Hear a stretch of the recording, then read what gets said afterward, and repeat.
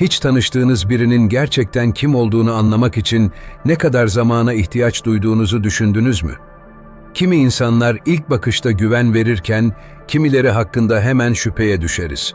Ancak çoğu zaman yanılabiliriz. Gerçek bir dost, güvenilir bir iş arkadaşı ya da samimi bir partner olup olmadığını anlamak için ilk izlenimler yeterli olmayabilir. Çünkü insanların maskeleri vardır ve bu maskeler zamanla düşer. Hayatın karmaşası içinde her gün yeni insanlarla tanışıyoruz. Ancak birini gerçekten tanımak sandığımız kadar kolay değil. Bazen yıllarca aynı ortamda bulunduğunuz birinin bambaşka bir yüzünü keşfettiğinizde şaşkına dönersiniz.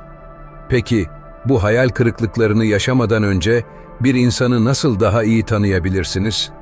Bazı detaylar vardır ki, bunları fark ederseniz o kişinin iç dünyasına dair çok şey öğrenebilirsiniz. Kiminin önemsiz sandığı, gözden kaçan işaretler aslında bir insanın karakterini ele verir. Sözleri ne kadar güvenilir? Zorluklar karşısında nasıl bir tavır sergiler? Başkalarına nasıl davranır?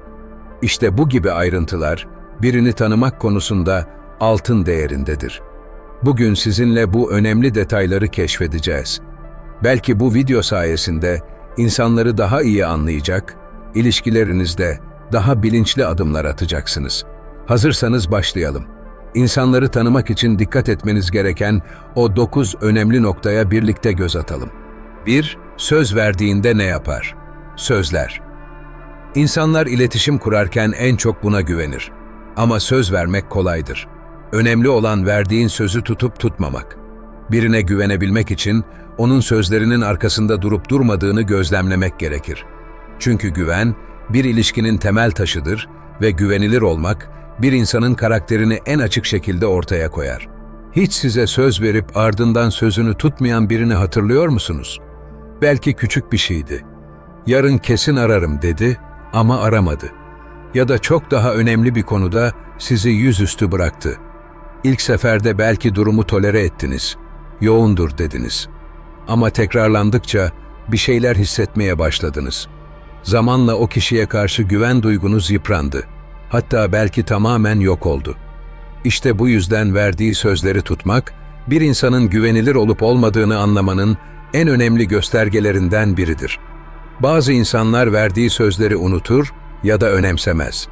Kimileri ise söz verirken niyetleri iyidir ama sorumluluk alma konusunda başarısızdır.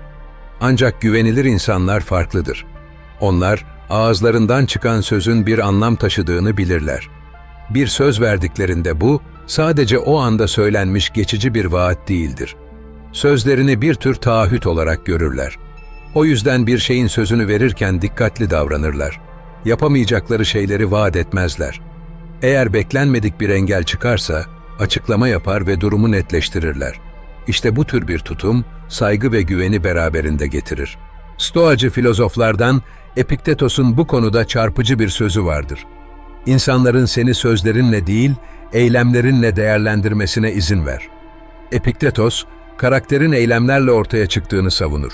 Çünkü söylenen sözlerin değeri, hayata geçirilmediğinde yok olur. Bu yüzden birinin karakterini anlamak için söylediklerinden çok yaptıklarına odaklanmak gerekir. Verilen sözlerin tutulması sadece güven inşa etmekle kalmaz, aynı zamanda o kişinin hayatındaki sorumluluk bilincini de yansıtır. Güvenilir insanlar, başkalarının onlara güvenebileceğini bildiği için daha sağlam ilişkiler kurar. Bu kişiler, iş ortamında da, aile hayatında da her zaman fark yaratır. Etraflarındaki insanlara güven verirler ve kriz anlarında bile destek olunacak kişi olarak görülürler.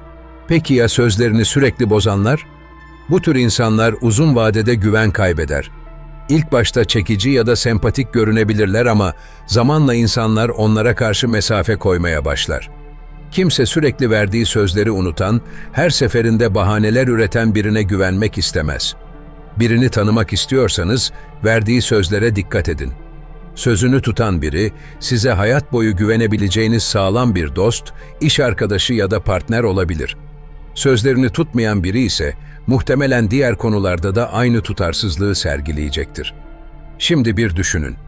Sizin hayatınızdaki insanlar bu konuda nasıl bir profil çiziyor?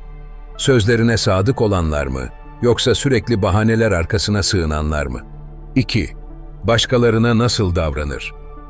Bir insanı tanımak istiyorsanız, onun size değil, başkalarına nasıl davrandığını gözlemleyin. Çünkü çoğu insan ilk tanışmada etkileyici görünmek ister ve bu yüzden size karşı iyi niyetli davranabilir. Ama asıl karakter, çıkar ilişkisi olmadığı durumlarda ve özellikle kendisinden daha güçsüz ya da ona bağımlı olan insanlara karşı sergilenen tavırda ortaya çıkar. Mesela bir restoran ya da kafede birinin garsona nasıl davrandığına dikkat edin. Nazik mi yoksa küçümseyici bir tavır mı sergiliyor? Sabır gösteriyor mu yoksa en ufak bir aksaklıkta sinirlenip bağırmaya mı başlıyor? Bu küçük detaylar o kişinin empati yeteneği ve nezaket anlayışı hakkında çok şey söyler. Kendisini üstün gören ve insanlara kötü davranan biri zamanla size de benzer şekilde davranmaya başlayabilir. Çünkü saygısızlık bir alışkanlık haline gelir. Empati, insanların duygularını anlamaya ve onlara değer vermeye yönelik önemli bir göstergedir. Gerçekten olgun ve sağduyulu kişiler yalnızca kendilerini değil, karşılarındaki insanın bakış açısını da dikkate alır. Marcus Aurelius bu konuda şöyle der: "Herkesin kendi mücadelesi vardır. Onlara nazik davranmak hem insan olmanın hem de yaşamın bir parçasıdır." Yani başkalarının zorluklarına duyarlı olmak, karakteri güçlü bir insanın işaretidir. Başkalarına nasıl davranıldığı, özellikle de güç dengesinin olmadığı ilişkilerde belirginleşir. Patron bir çalışana, bir yetişkin bir çocuğa ya da bir müşteri bir hizmet çalışanına nasıl davranıyor? Eğer bu kişi saygıyı hak eden bir karaktere sahipse, herkese karşı nazik ve adil bir yaklaşım benimseyecektir. Ancak kibirli, küçümseyici ya da sabırsız bir tavır, kişinin gerçek yüzünü gösterebilir. Birine güvenmek ve onu hayatınıza dahil etmek istiyorsanız, sadece size karşı değil, çevresine karşı sergilediği tavırları da iyi gözlemleyin. Çünkü er ya da geç bu davranışlar size de yansıyacaktır. 3. Zorluklarla nasıl başa çıkar? Zor zamanlar, bir insanın gerçek karakterini en açık şekilde ortaya çıkarır. Her şey yolundayken herkes güler yüzlü ve pozitif olabilir. Ancak işler sarpa sardığında, kriz anında ya da beklenmedik bir sorunla karşılaşıldığında, insanlar genellikle iç dünyalarını gösterir. O anlarda kişi sakinliğini koruyabiliyor mu, yoksa hemen paniğe kapılıp etrafa negatif enerji mi yayıyor? İşte bu durum, o insanın içsel dayanıklılığı ve sorun çözme yeteneği hakkında çok şey söyler. Diyelim ki bir arkadaşınızla seyahate çıktınız ve beklenmedik bir aksilik oldu. Uçağınız rötar yaptı ya da otel rezervasyonunuz iptal edildi. Bu durumda o kişi nasıl tepki verir? Sakin kalıp çözüm yolları arar mı yoksa sinirlenip sağa sola suç mu atar? Gerçekten olgun ve güçlü bir kişilik, zorluklar karşısında sakinliğini korumayı başarır. Krizi bir fırsata çevirebilecek esnek bir bakış açısına sahiptir. Stoacılar, hayatın beklenmedik olaylarla dolu olduğunu ve bunları kontrol edemeyeceğimizi sık sık vurgular. Epiktetos, bizi rahatsız eden şey, olaylar değil, olaylara dair düşüncelerimizdir der. Yani başımıza gelen her şeyi değiştiremeyiz. Ancak ona nasıl tepki vereceğimizi kontrol edebiliriz. Bir kişi zorluklar karşısında serin kanlı kalabiliyorsa, bu onun zihinsel dayanıklılığa sahip olduğunu gösterir. Böyle insanlar kriz anlarında liderlik edebilir, çevresine güven verir. Zorluklarla baş edemeyen, hemen panik yapan ya da başkalarını suçlayan biri ise, zamanla hem sizin enerjinizi tüketir hem de güvenilirliğini kaybeder. Kriz anlarında sorumluluk almayan biri, genellikle uzun vadeli ilişkilerde de sorunlar yaratır. Böyle insanlar, olumsuz durumlar karşısında sürekli bahane üretir ve gerçek çözümlerden kaçar. Bir insanı tanımak için onun zor zamanlardaki tutumuna mutlaka dikkat edin. Bu kişi, zorlukları bir öğrenme fırsatı olarak mı görüyor, yoksa sürekli mağdur rolüne mi bürünüyor? Unutmayın, hayatın zorlukları kaçınılmazdır. Ancak bu zorluklara nasıl tepki verdiğimiz, kim olduğumuzu belirleyen en önemli detaylardan biridir. 4. Hatalarını kabul eder mi? Herkes hata yapar. Bu, insan olmanın doğal bir parçasıdır. Ancak bir insanın gerçek karakteri, yaptığı hatalarla değil, o hatalar karşısında nasıl bir tutum sergilediğiyle belirlenir.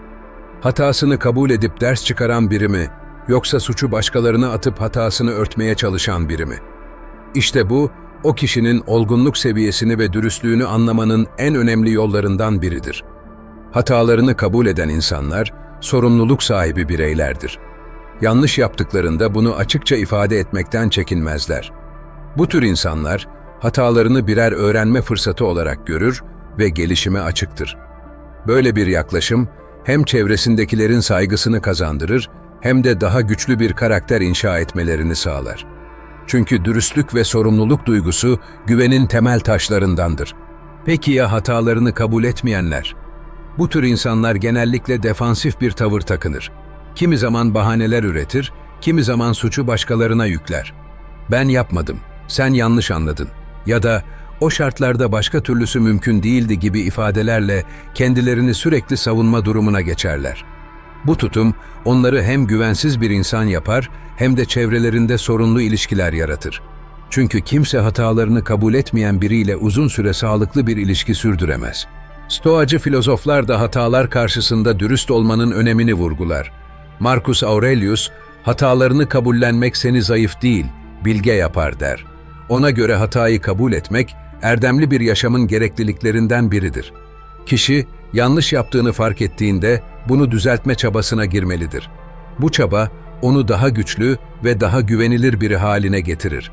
Hatalarını kabul edebilen kişiler, sadece kendi hayatlarında değil, çevrelerindeki insanlara da pozitif bir örnek olur.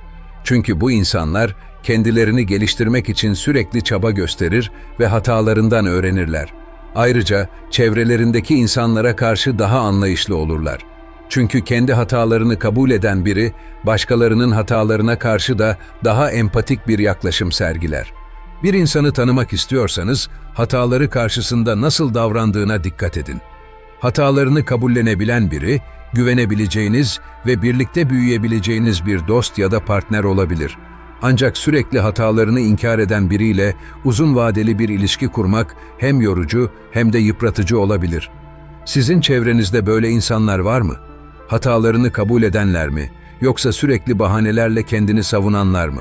5. Başkalarını dinler mi? Gerçekten dinlenildiğinizi hissettiğiniz anları hatırlıyor musunuz?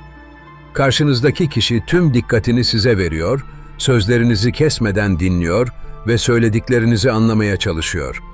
İşte böyle anlarda kendinizi değerli ve anlaşılmış hissedersiniz.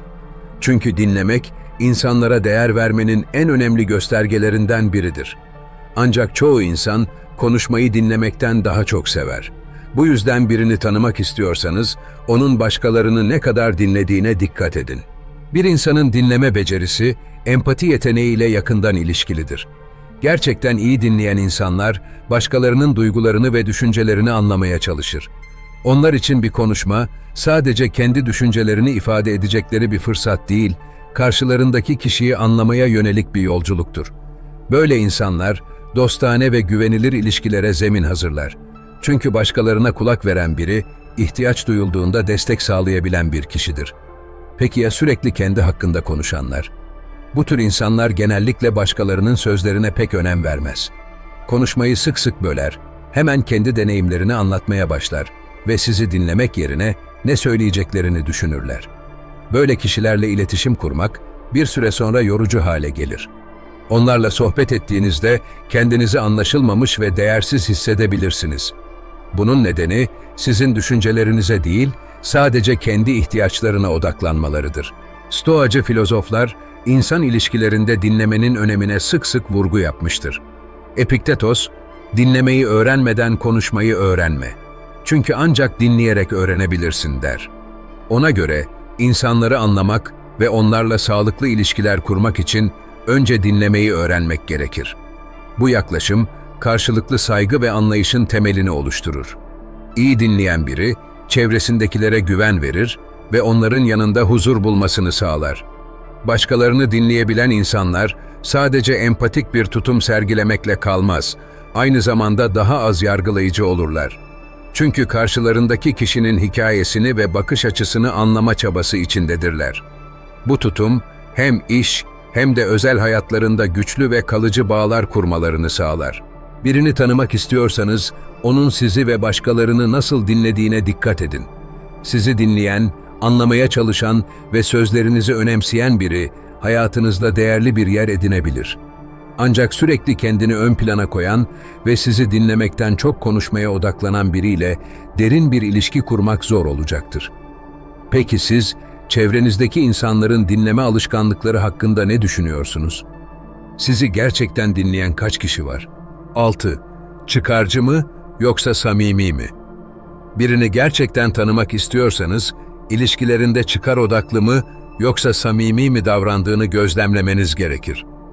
Bazı insanlar, karşılarındaki kişiye sadece işine yaradığı sürece değer verir. Bu kişiler, menfaatleri sona erdiğinde, ilgilerini ve nezaketlerini anında kaybederler. Diğer taraftan, samimi insanlar, sizinle olan ilişkilerinde karşılık beklemez.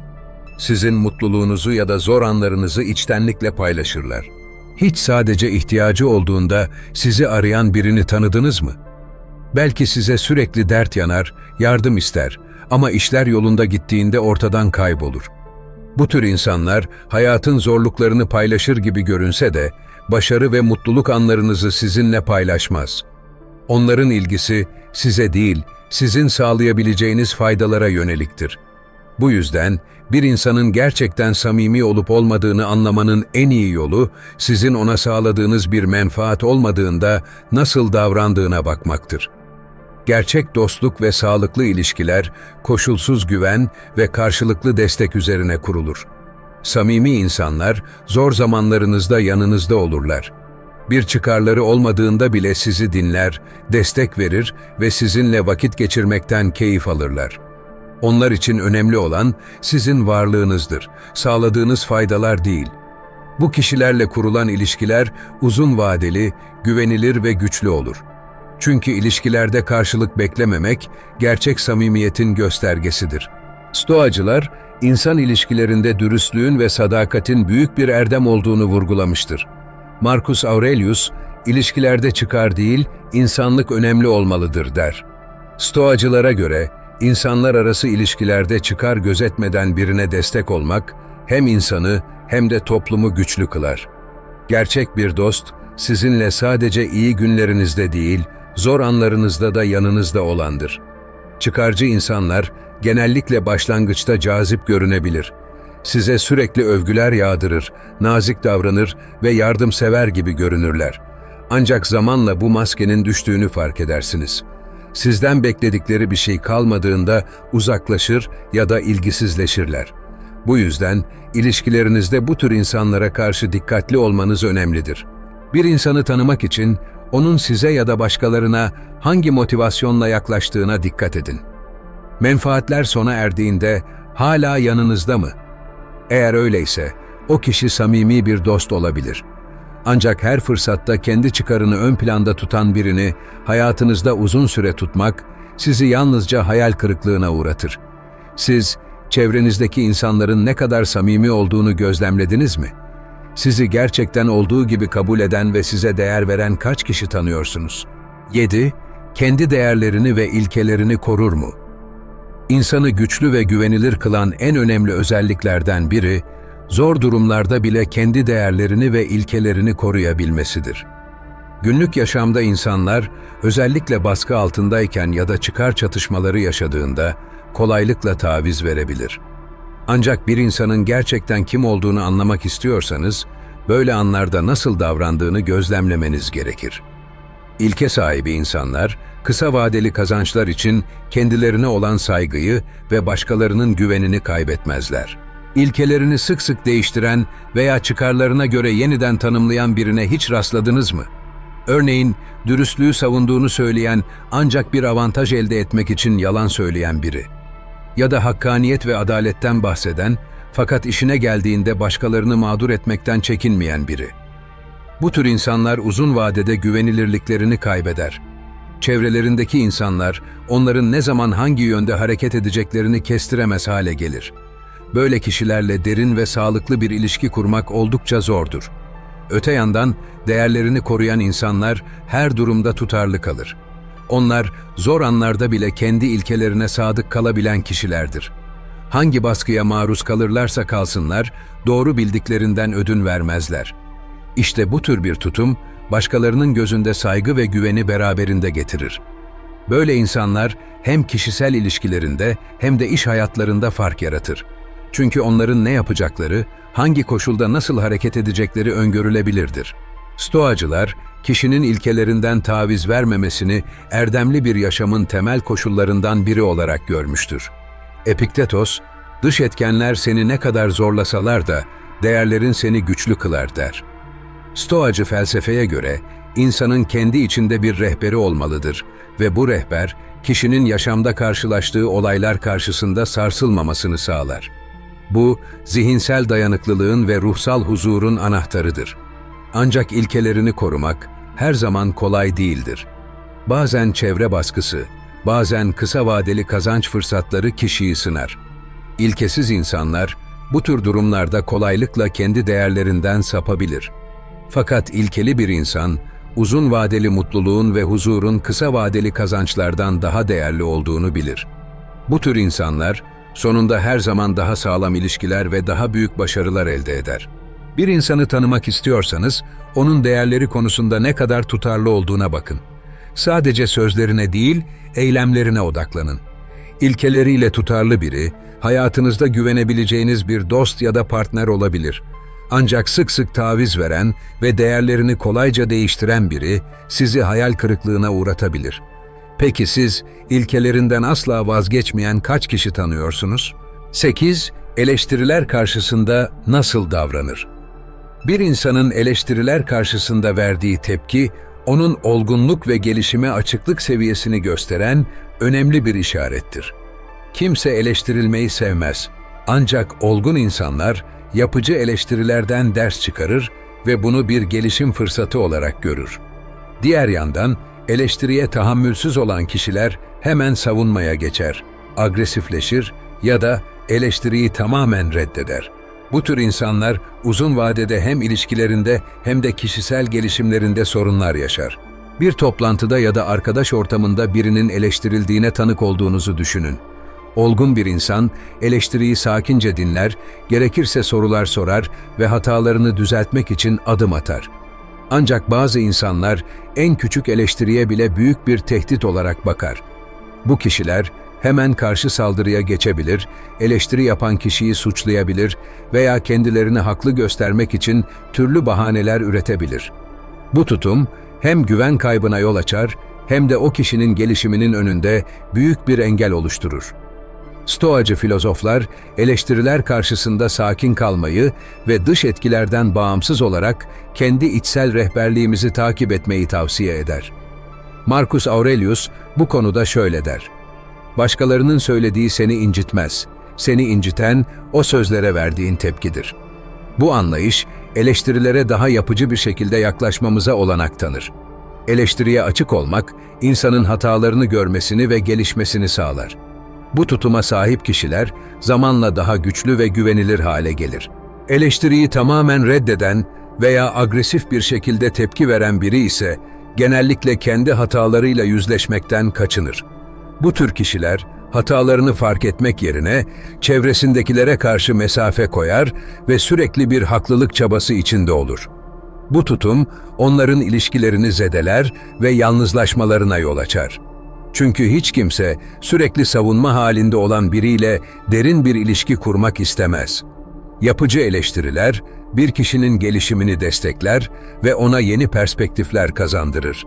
Ancak bunun gerçekleşmesi için kişinin önce dinlemeyi, anlamayı ve değişime açık olmayı öğrenmesi gerekir. Eleştiriyi bir saldırı olarak gören insanlarsa bu fırsatı kaçırır ve aynı hataları tekrar eder. Birini tanımak istiyorsanız, eleştiriler karşısında nasıl davrandığına dikkat edin. Eleştiriyi bir fırsat olarak gören, hatalarından ders çıkaran bir insan, çevresine güven ve ilham verir. Ancak her eleştiriyi reddeden, sürekli kendini savunan bir kişi, zamanla yalnızlaşır ve gelişimden uzaklaşır. Peki, sizin çevrenizde eleştiriye açık olan kaç kişi var? Siz eleştiriler karşısında nasıl bir tutum sergiliyorsunuz? 9. Küçük şeylerden mutlu olabilir mi? Bir insanın küçük şeylerden mutluluk duyabilmesi, onun ruhsal dengesi ve hayata bakış açısı hakkında çok şey anlatır. Hayatta büyük başarılar, dönüm noktaları ya da sürpriz olaylar her zaman karşımıza çıkmaz. Ancak basit bir sabah kahvesi, güzel bir gün batımı ya da dostça bir sohbet gibi küçük anlar, hayattan keyif almayı bilen bir insan için mutluluk kaynağı olabilir. Bu yetenek, kişinin şükran duygusunu ve yaşamdan tat alabilme kapasitesini gösterir. Bazı insanlar sürekli daha fazlasını ister, ellerindekilerin değerini bilmez ve sürekli bir tatminsizlik içinde yaşarlar. Daha iyi bir iş, daha fazla para ya da daha yüksek statü peşinde koşarlar. Ancak bu tür insanlar, hedeflerine ulaştıklarında bile yeni arayışlara girer ve bir türlü mutlu olamazlar. Çünkü mutluluklarını dış etkenlere bağlamışlardır. Oysa gerçek huzur ve mutluluk, dış koşullardan bağımsız olarak iç dünyada bulunur. Stoacılar, şükran ve farkındalığın mutlu bir yaşam için temel olduğunu savunmuştur. Epiktetos, mutlu olmak için daha fazlasını istemek yerine sahip olduklarına değer vermeyi öğren der. Stoacı düşünceye göre hayatta kontrol edemediğimiz şeylerin peşinden koşmak yerine elimizde olanları takdir etmek ve bunlardan tat almayı bilmek gerekir. Bu anlayış, kişinin ruhsal dayanıklılığını artırır ve stresle başa çıkmasını kolaylaştırır. Küçük şeylerden mutlu olabilen insanlar, hayatta daha huzurlu ve dengeli bir şekilde ilerler. Bu kişiler, zor zamanlarında bile olumlu tarafları görebilir ve küçük detaylardan keyif almayı başarabilir. Örneğin, yoğun bir günün sonunda sevdikleriyle birlikte geçirilen birkaç dakikayı anlamlı bulurlar. Böyle insanlar, etraflarındaki insanlara da pozitif bir enerji yayar ve hayatı daha yaşanabilir kılar. Onlarla zaman geçirmek, sizin de hayata daha olumlu bakmanıza yardımcı olur. Diğer yandan, sürekli şikayet eden ve hiçbir şeyden tatmin olmayan insanlar, çevrelerindeki enerjiyi tüketir. Her durumda bir eksiklik bulur. Sahip oldukları şeylerin değerini görmezden gelirler. Bu tutum, hem kendilerine hem de çevrelerine zarar verir. Sürekli mutsuz ve tatminsiz bir insanla uzun vadeli bir ilişki sürdürmek zor ve yıpratıcıdır. Birini tanımak istiyorsanız, onun küçük şeylerden mutluluk duyup duymadığına dikkat edin. Hayattaki küçük anların kıymetini bilen biri, uzun vadede daha sağlıklı ve güçlü ilişkiler kurabilir. Ancak sürekli tatminsizlik içinde yaşayan ve mutluluğu hep gelecekte arayan biri, size de sürekli beklenti ve hayal kırıklığı getirebilir. Siz, hayatınızdaki küçük mutluluk anlarını fark edebiliyor musunuz? Çevrenizde küçük şeylerden mutluluk duyan insanlar var mı? Hayatta insanları tanımak bazen bir ömür sürebilir. Ancak doğru detaylara odaklanırsanız, bir kişinin karakterini anlamak çok daha kolay hale gelir. Sözlerini tutan, başkalarına saygıyla yaklaşan, zorluklar karşısında sakin kalabilen ve hatalarını kabul eden bir insan, güvenebileceğiniz biridir. Eleştiriyi olgunlukla karşılayan, samimi ilişkiler kuran ve küçük şeylerden mutluluk duyan biri ise ruhsal anlamda dengeli ve olgun bir yaşam sürdürüyordur. Böyle insanlar, hayat yolculuğunuzda size hem destek hem de ilham kaynağı olur. Ancak unutmayın, herkes mükemmel değildir. Herkesin eksiklikleri ve gelişime açık yönleri vardır. Önemli olan, kişinin bu eksiklerinin farkında olması ve sürekli bir gelişim yolculuğunda olmasıdır. Stoacı filozofların dediği gibi, önemli olan hatalardan ders çıkarıp her gün biraz daha iyi bir insan olmaya çalışmaktır. Bu yolculukta siz de hem kendinizi hem de çevrenizdeki insanları daha iyi anlamak için bu detaylara dikkat edebilirsiniz. Peki şimdi size soruyorum. Hayatınızda gerçekten tanıdığınızı düşündüğünüz kaç kişi var?